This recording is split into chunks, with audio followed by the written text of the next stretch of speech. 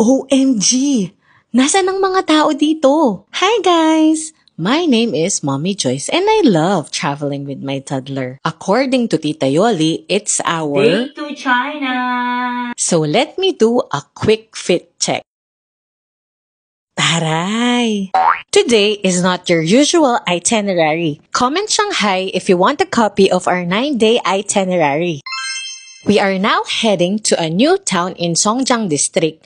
Para makapunta doon, we took the subway, then tram going to Songjiang University. An eternity later. We just got here and the weather is so nice and calm. Is it just me or nakakaganda talaga kapag nasa ibang bansa ka? Char! Wait. What? Nasaan na ba tayo? Are we in Europe? I've never been to Europe, but look at these cobbled streets. Red telephone booth, and Victorian houses. Para na tayong nasa Europa. Completed in 2006, this is one of the 9 Western-style towns in China.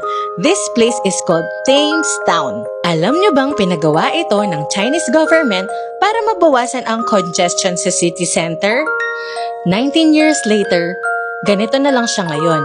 Isang modern-day ghost town. But if you want to stay away from the hustle and bustle of Shanghai, then this place is right for you. There are so many photo spots here and you can also do some TikTok. Gaya nito.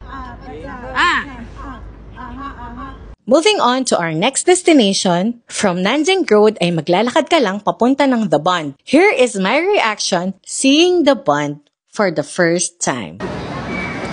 Oh my God, ang ganda! Ganda!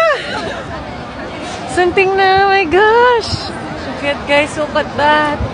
It gives a surreal view of historic European architecture, while on the other side is giving futuristic design that it feels like I'm in the year 2050, where old meets new. Follow me and join my community on Facebook for more China DIY budget travel tips.